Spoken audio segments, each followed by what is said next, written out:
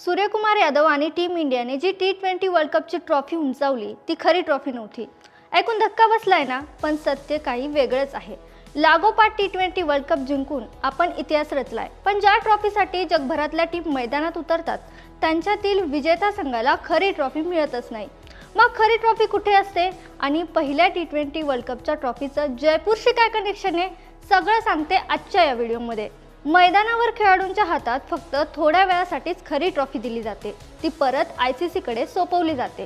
पण यामागचं कारण असं की मूळ ट्रॉफी सोनं आणि चांदीपासून बनलेली आहे। ती मौल्यवान आणि ऐतिहासिक असल्याने सुरक्षित राहावी म्हणून ती ICC कडे ठेवली जाते। त्या ट्रॉफी सारखीच दिसणारी रिप्लिका जिंकणाऱ्या टीमला दिली जाते। थोडक्यात काय तर एकच खरी ट्रॉफी आहे जी जिंकणाऱ्या टीमला थोड्या वेळासाठी देतात।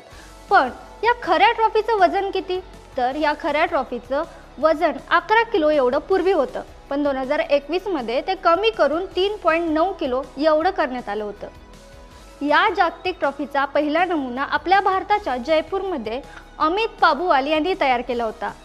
त्यामुळे वर्ल्ड कप कोणीही आणि कुठेही जिंकू याचं कनेक्शन मात्र कायम भारताशीच राहणार आहे हे नक्की।